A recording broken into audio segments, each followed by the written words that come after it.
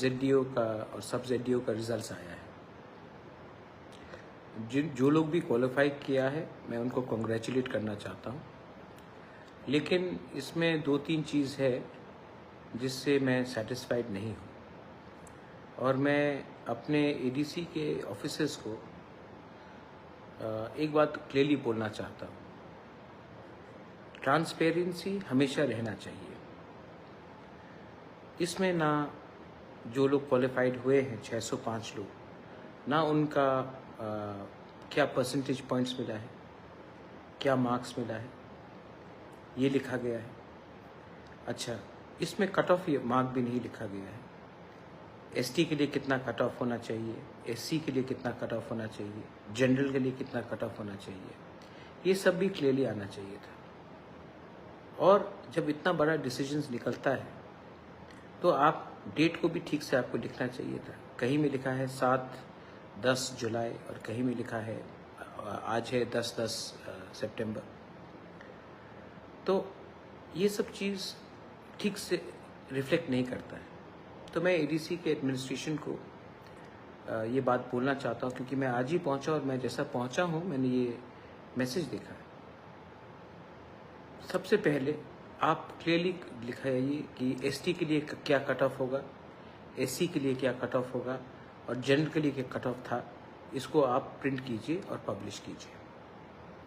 Second, ये जो लोग 605 स्टूडेंट्स लोग सिलेक्ट हुए हैं, इनका क्या मार्क्स है, इनका मार्क्स को भी प्रिंट होना चाहिए, क्योंकि जिनका सिलेक्शन नहीं हुआ है या जो पहले 605 में है, कौन फर्स्ट पोजीशन में है, कौन 300 पोजीशन में है, वो भी क्लियरली आना चाहिए।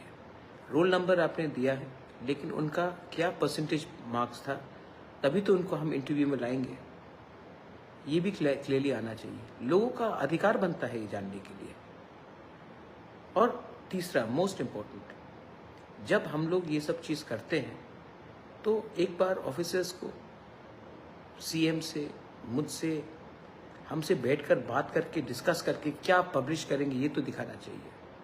एनीवे, ये सब हो चुका है।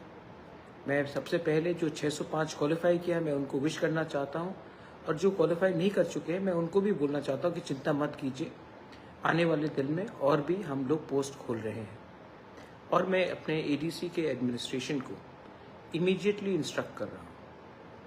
मैंने CM से भी बात किया है और मैं CK जमातिया जी IAS ऑफिसर से भी बात करूँगा कि ऐसा नहीं चलता।